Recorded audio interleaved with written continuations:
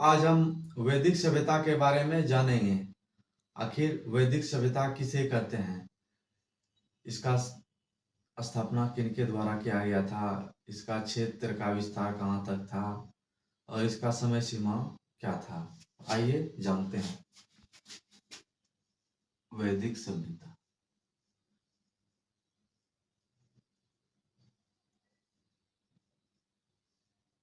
दोस्तों, इतिहासकार ने इसका समय 1500 ईसा पूर्व से 600 ईसा पूर्व माना है।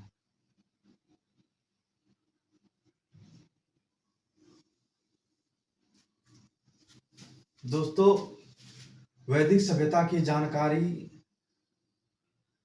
इतिहासकार को मुख्यतः वेद से मिलती है, इसीलिए इस सभ्यता को वैदिक सभ्यता भी कहा जाता है। वैदिक सभ्यता में मुख्यतः 4 वेद की रचना की गई थी। जानकारी वेद से मिलती है। वेद हो गया आपका ऋग्वेद, सामवेद,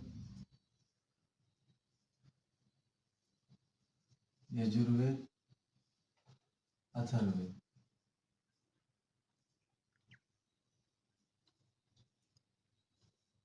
ये चारों वेद है। इन्हीं चारों वेद में वैदिक सभ्यता की जानकारी मिलती है। दोस्तों, वैदिक सभ्यता का स्थापना सिंधु घाटी सभ्यता के पतन के बाद हुआ। स्थापना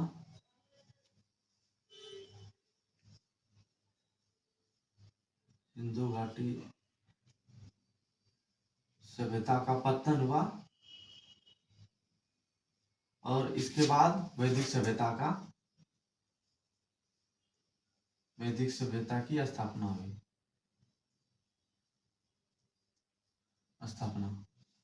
दोस्तों, सिंधु घाटी सभ्यता और वैदिक सभ्यता में मुख्य अंतर ये है कि सिंधु घाटी सभ्यता जहाँ शहरी सभ्यता थी और वैदिक सभ्यता एक ग्रामीण सभ्यता थी। सिंधु घाटी सभ्यता में बड़े बड़े शहर का विकास हुआ था, जबकि वैदिक सभ्यता ग्रामीण थी। सिंधु घाटी सभ्यता का पतन का सीमा लगभग 1800 ईसा पूर्व मानते हैं। बहुत इतिहासकार इसको 1600 मानते हैं, बहुत इतिहासकार 1500 मानते हैं, लेकिन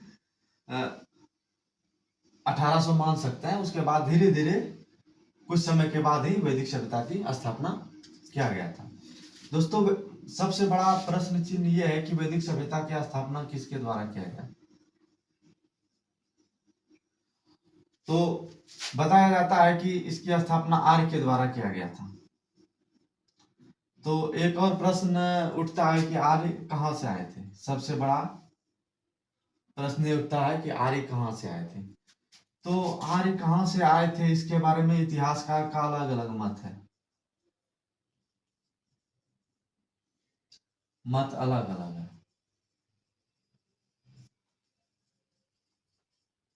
अलग अलग है। इनमें 2 इतिहासकार हो गए आपका, एक भारतीय इतिहासकार हो गए,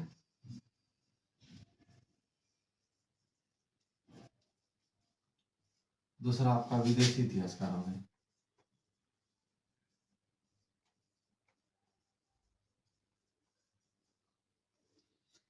विदेशी इतिहासकार का मानना है कि अलग अलग प्रदेश से आए थे। भारतीय इतिहासकार का भी अलग अलग मान्य है। आइए जानते हैं कि भारतीय इतिहासकार के द्वारा कौन सा स्थान माना गया और सर्वमान्य मत क्या है। तो भारतीय इतिहासकार में दोस्तों आपका तिलक हो गए, संपूर्णानंद हो गए, दयानंद सरस्वती हो गए,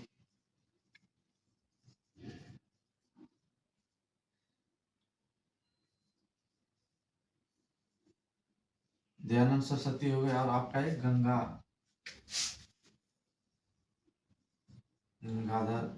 गंगानाथ झा हो गए।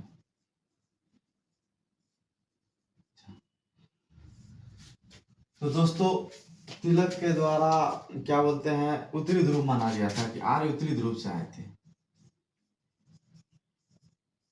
वहीं संपूर्णानंद का मानना था कि ये जिस सिंधु घाटी सभ्यता सॉरी वैदिक सभ्यता जहाँ शुरू उत्पन्न हुआ था, यानी कि जहाँ स्थापना हुआ था सप्त सिंधु स्थान पे, उसी जगह से आर्य, वही आर्य मतलब वहीं का मूल निवासी थे।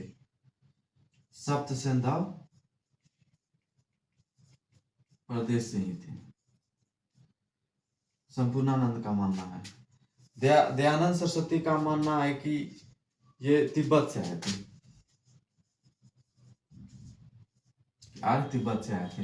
वही गंगानाथ झा का मानना है कि ये ब्रह्मसी प्रदेश से आए थे, प्रदेश से आए थे। वही विदेशी इतिहासकार में आपका गार्डन चाइल्ड हो गए, दूसरा हो गया आपका मैक्स मुलर। दोस्तों गार्डन चाइल्ड के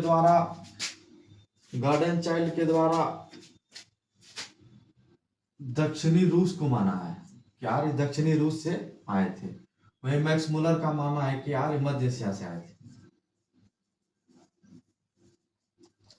और सर्वमान्य मत भी यही है कि आर्य मध्य एशिया से ही आए थे। सर्वमान्य मत भी यही है कि आर्य मध्य एशिया से आए थे। तो दोस्तों इसका दूसरा पहलू ये भी है कि इसकी जानकारी हमको कुछ अभिलेख से भी प्राप्त होता है। तो आइए जानते हैं आखिर अभिलेख में क्या दिया गया।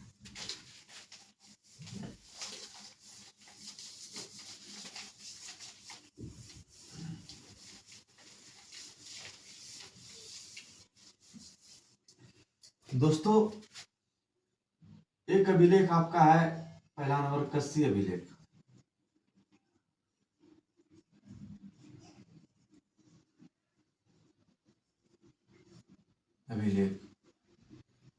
इससे जानकारी ये मिलती है कि जो आर्य की एक शाखा भारत आई थी, आर्य की एक शाखा भारत आई थी।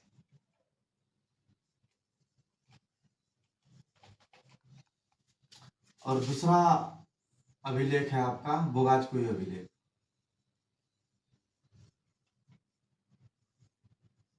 बोगाजकोई अभिलेख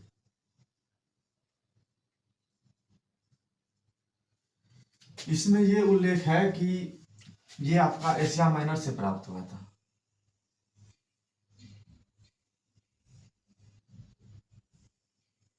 कि एशिया माइनर में दो आर्य शाखा के बीच लड़ाई हुआ था, जिसमें कि जो हमारे वैदिक देवता हैं इंद्र वरुण अग्नि नवसत्य, इन सब के शपथ को लेकर इन दो आर्य शाखा के बीच संधि किया गया था।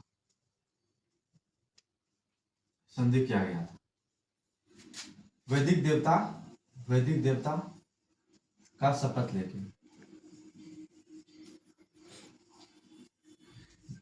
दोस्तों जैसे हमारे वेद में वैदिक देवता का उल्लेख है, उसी तरह ईरान का एक वैदिक ग्रंथ है जैन अवेस्ता।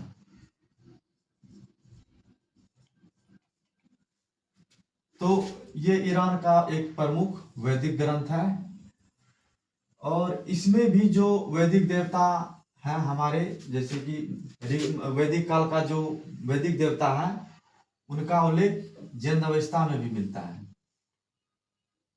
तो इसीलिए इससे भी ये पुष्टि की जाती है कि आर्य मध्य एशिया से ही आए थे। दोस्तों वैदिक सभ्यता को दो भाग में बांटा गया है।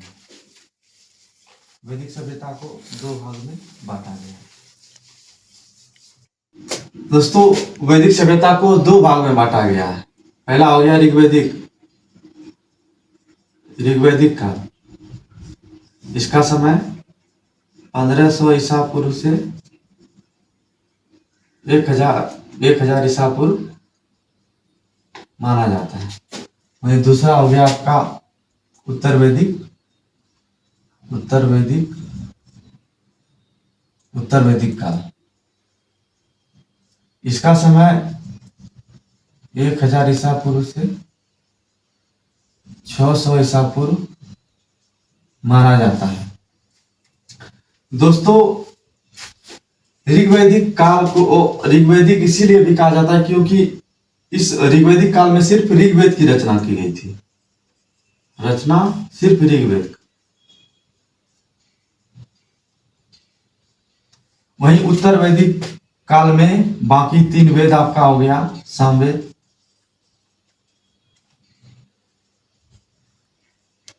यजुर्वेद, अथर्ववेद, इनकी रचना की गई थी। तो ये रचना के आधार पर भी वैदिक काल को 2 भाग में बांटा गया। दोस्तों, ऋग्वैदिक काल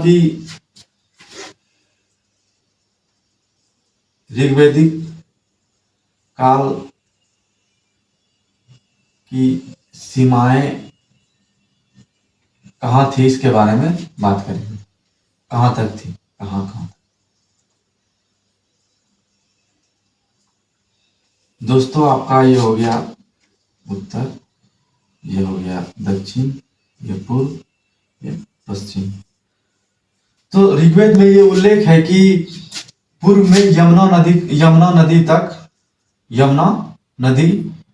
तक ऋग्वैदिक काल का विस्तार हुआ था और पश्चिम में आपका अफगानिस्तान था।